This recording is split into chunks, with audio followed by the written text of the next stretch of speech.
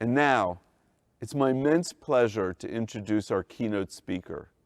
She is a woman who defies easy description and holds many titles.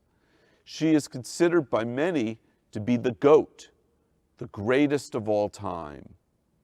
In her time as a Duck basketball player, she racked up too many records and stats for me to list, and is now poised to make a lasting impact on the WNBA.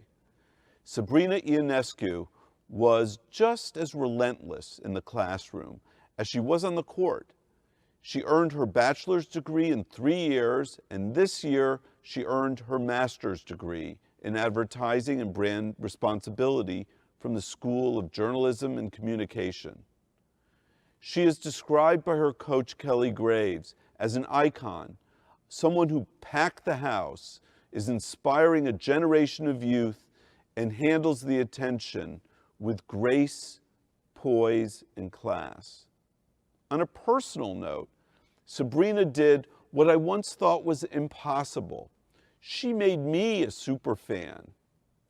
The number of times I sat in Matt Knight Arena screaming at the top of my lungs, "Sabrina!" She epitomizes everything good in the term student athlete and so much more. So I give you Sabrina Ionescu, the daughter of Romanian immigrants, a learner, a leader, a friend, the GOAT, and your classmate, class of 2020.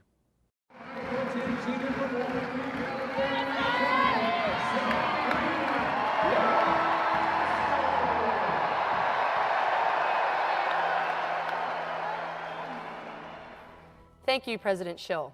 I am flattered that you asked me to speak today. I appreciate the support you have shown me the last 4 years. To the class of 2020, congratulations. I am honored to share this day with you. I hope you are all finding a way to celebrate your accomplishments with your family and friends today. As I considered my words for today, I've been reflecting on this special moment. I've been in the spotlight on many stages. I may be the one giving the speech, but this is not just my accomplishment. There are many others who are a part of this moment as well. I stand here today as the daughter of Dan and Liliana, Romanian immigrants who have taught me what hard work and dedication means. I'm here because they believed in my dreams and told me I could do anything I set my mind to. I stand here today as a sister of Eddie and Andre, who taught me to believe in myself no matter what. I'm here because my brothers never took it easy on me on the court, and they both supported me off of the court. I stand here today as an athlete, forever grateful for my coaches who shaped me into the person I am becoming. I'm here because 2 guys named Kelly took me under their wing, trusted me, and made me both a better player and a better person. I stand here today as a teammate, forever grateful for my lifelong basketball family, who will always be a part of my life. I'm here because Maite can read my mind, and Ruthie almost never misses a layup. Sorry, Ruthie, you know I had to make one comment for you. I stand here today as a graduate student, indebted to the professors in my advertising and brand responsibility master's cohort, who made this last year my favorite and best academic year I've ever been a part of. I'm here because Professors Deb, Kim, David, and Dave taught me how to think critically and apply what I know to change the world. And I stand here today as a Duck. I am honored to have worn Oregon on my uniform, proud to have earned my undergraduate and graduate degrees here, and am forever connected to each and every one of you as part of this amazing family of Ducks across the globe. But there are also many people you don't see, people who don't make the headlines, but they are such an important part of my journey, and perhaps yours too. I am also here for my extended family, my high school coach, Miss Kim, Blake Postma, and all of the athletic and academic administrators. So many people have helped me get to this place, and I know I do not stand here alone.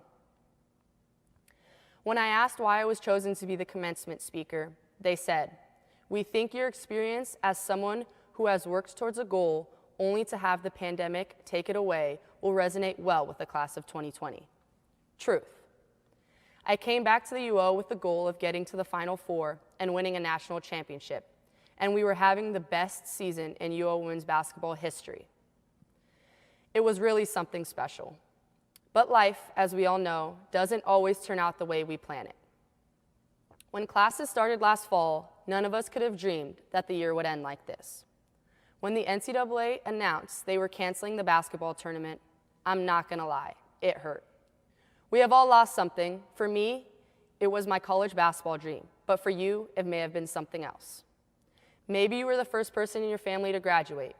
Maybe you overcame a learning disability, or perhaps you're a non-traditional student that just finished something you never thought was possible. This is hard, and it is not what any of us wanted.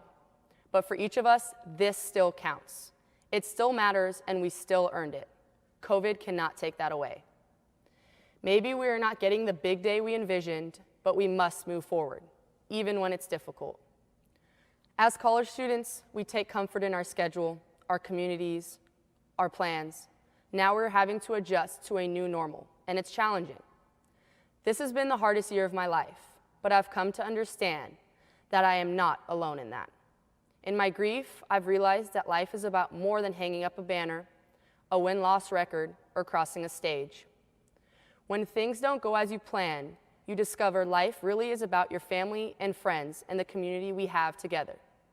In many ways, this has also been a blessing, and as I reflect on all the lessons of the last few months, I am grateful for all that I've learned. I thought I might share some thoughts with you in hopes that it may inspire you on your journey. I picked up my first basketball when I was 3. Soon after, I knew playing basketball was what I wanted to do. I set goals, I worked hard, I set more goals, and worked even harder. I've been incredibly fortunate to be able to accomplish many of the goals I set for myself, and am beyond blessed to be on the verge of achieving my lifelong dream of playing in the WNBA. But it's also a little scary. I'm starting over with a new team in a new city with new teammates and even higher expectations. But I am not the only one who's taking a big next step. Each of you will be joining a new team, maybe moving to a new city, and chasing your dream. So here's my advice for the next chapter. Keep dreaming. It's great to set a goal and to check it off. We all need to do that. But perhaps what is more important is to keep chasing the next one, to discover what else is possible, to carve a new path and go even further. Kobe taught me that dedication sees dreams come true. Give it everything you've got. This time is teaching us that we are not always in control. Don't forget to live in the moment, but try to be the best you can. It is so important to control what you can and just do your best. The rest will take care of itself. Kobe taught me that it's the one thing you can control, that you're responsible for how people remember you, or don't. Never stop growing. This is such a time of distraction, and none of us are comfortable. This is the best time to grow, a time to think about who we are and how we can be better. I've been watching The Last Dance, the Michael Jordan documentary, and how his teammates talk about him years later. As I reflect on those who have been impacted by his leadership, I think about my own impact on those around me. I want to make a positive impact on those I encounter, both on and off the court. Kobe taught me that the most important thing is to inspire people so that they can be great in whatever they want to do. Use your platform. Big or small, we all have voices. As women, it is sometimes hard to be heard. If you are passionate about something, tell the world. Advocate for change, not just for yourself, but for others as well. My mother taught me to stay true to yourself and always believe that true power comes from within. Today's commencement marks a significant milestone in our lives. And while we've reached a big milestone in our journey, I don't think we've peaked yet. Finally, let me say this. I like to jot down things that inspire me. I'd like to leave you with 2 thoughts I really like. First, you are the master of your own perception.